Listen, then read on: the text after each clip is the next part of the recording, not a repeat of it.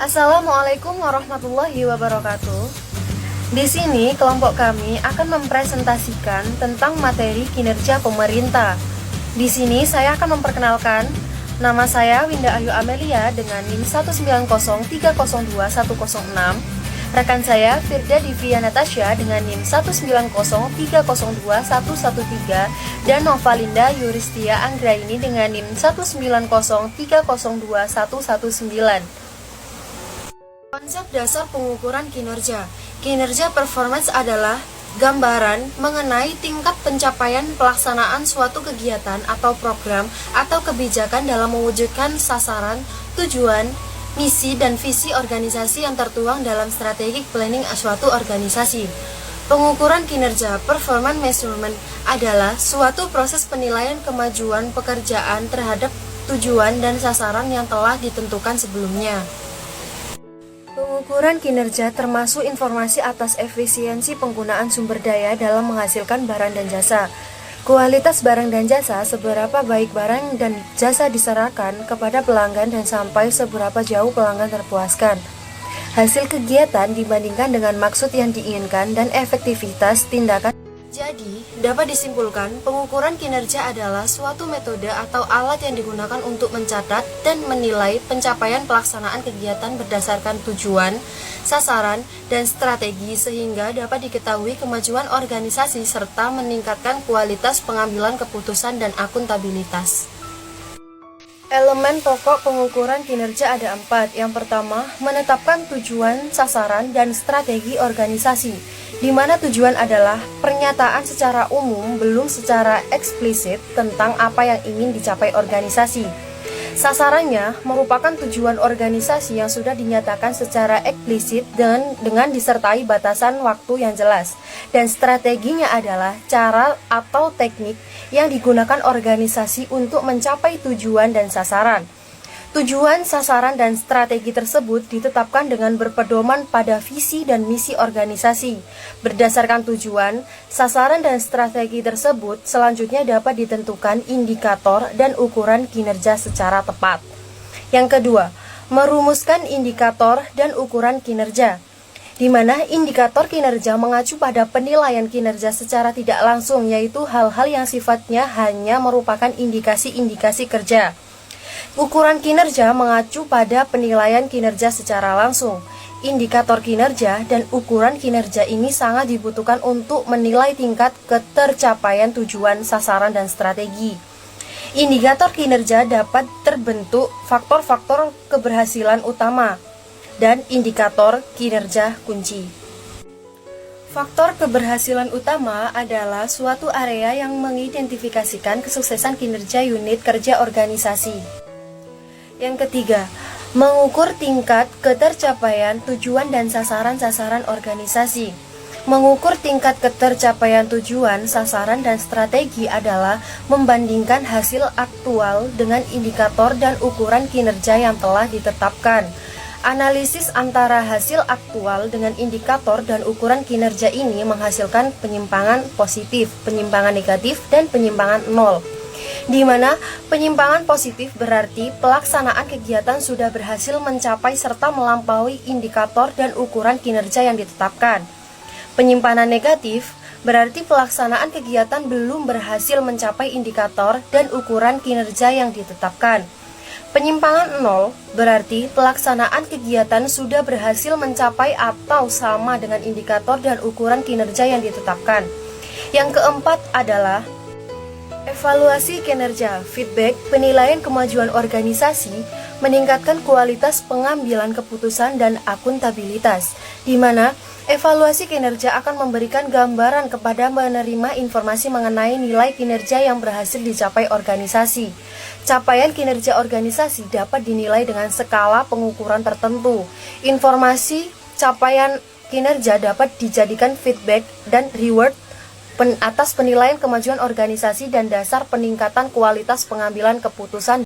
Penilaian kemajuan organisasi ada 3 poin. Yang pertama, pengukuran kinerja yang dilakukan setiap periode waktu tertentu sangat bermanfaat untuk menilai kemajuan yang telah dicapai organisasi.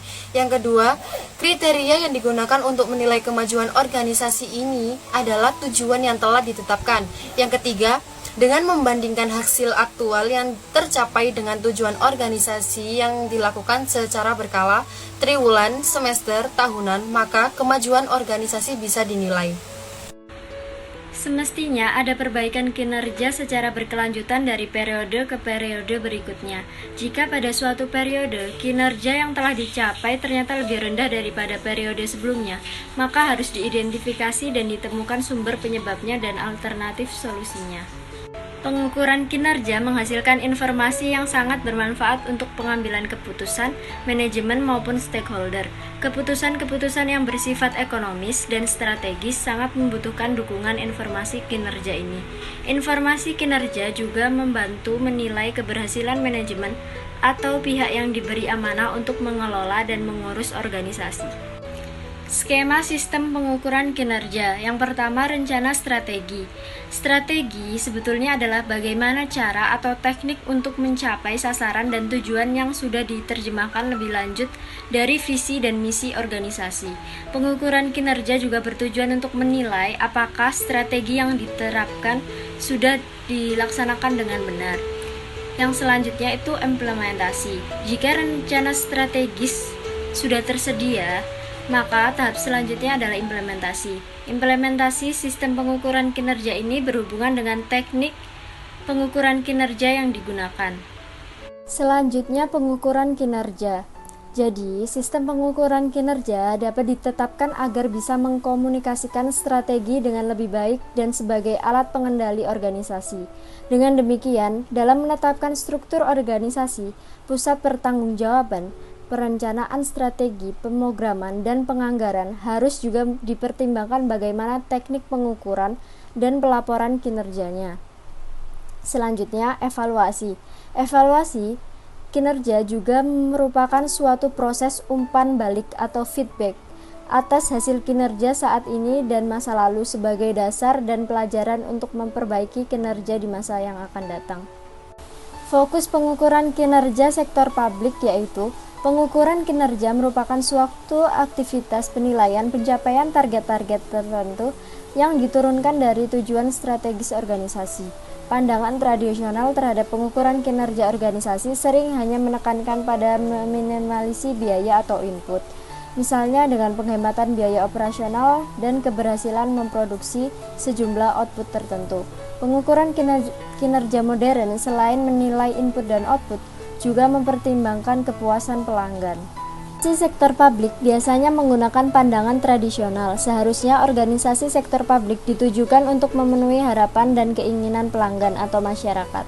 Pada dasarnya, fokus dari pengukuran kinerja sektor swasta atau komersial adalah perspektif finansial selain pelanggan. Pengukuran kinerja sektor publik adalah pelanggan atau outcome, kemudian pemenuhan kebutuhan dan keinginan publik atau masyarakat sebagai pengguna, lalu bukan pada input dan proses. Aspek-aspek pengukuran kinerja sektor publik dibagi menjadi 6. Yang pertama, kelompok masukan. Yang kedua, kelompok proses. Yang ketiga, kelompok keluaran. Yang keempat, kelompok hasil. Yang kelima, kelompok manfaat. Dan yang keenam, kelompok dampak. Kelompok masukan yaitu segala sesuatu yang dibutuhkan agar pelaksanaan kegiatan dapat berjalan untuk menghasilkan keluaran.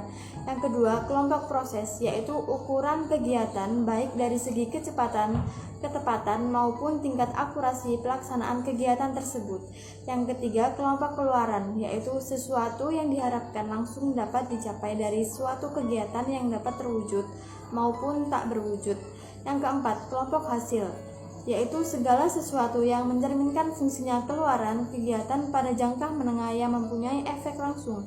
Yang kelima, kelompok manfaat, sesuatu yang terkait dengan tujuan akhir dari pelaksanaan kegiatan. Yang keenam, kelompok dampak, yaitu pengaruh yang ditimbulkan baik positif maupun negatif. Contoh aspek pengukuran kinerja sektor publik. Yang pertama, input atau masukan, yaitu sumber daya atau anggaran atau dana sumber daya manusia, peralatan atau teknologi, material yang digunakan untuk melaksanakan suatu kegiatan. Pengadaan obat, generiknya yaitu jumlah dana. Yang kedua, proses, yaitu upaya yang dilakukan dalam rangka mengolah masukan menjadi keluaran. Pengadaan obat, generiknya yaitu ketaatan pada hukum atau aturan rata-rata waktu pengadaan. Yang ketiga, output atau keluaran, sesuatu yang diharapkan langsung dicapai dari suatu kegiatan baik berupa fisik atau non-fisik. Pengadaan obat, generiknya yaitu jumlah obat generik yang tersedia. Yang keempat, outcome atau hasil, segala sesuatu yang mencerminkan berfungsinya output atau keluaran, hasil nyata yang diperoleh setelah adanya output atau keluaran. Pengadaan obat, generiknya yaitu kualitas pengobatan. Yang kelima, benefit atau manfaat, manfaat yang diperoleh dari adanya indikator hasil. Pengadaan obat, generiknya yaitu tingkat kesembuhan.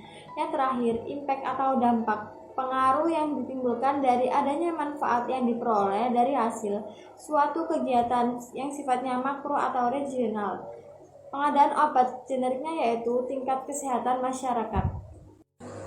Manfaat pengukuran kinerja sektor publik. Yang pertama, memastikan pemahaman para pelaksana akan ukuran yang digunakan untuk pencapaian kinerja. Yang kedua, memastikan tercapainya rencana kinerja yang disepakati. Yang ketiga, memantau dan mengevaluasi pelaksanaan kinerja dan membandingkan dengan rencana kerja serta melaksanakan tindakan untuk memperbaiki kinerja. Yang terakhir, memberikan penghargaan dan hukuman yang objektif atas prestasi pelaksana yang telah diukur sesuai dengan sistem pengukuran kinerja yang telah disepakati. Perbedaan pengukuran kinerja sektor bisnis dan sektor publik.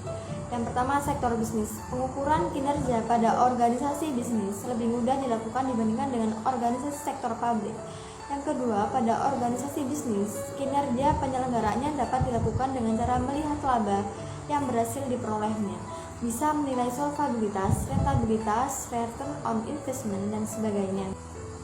Sektor publik. Pada organisasi sektor publik, pengukuran keberhasilannya lebih kompleks karena hal yang dapat diukur beraneka ragam dan bersifat abstrak.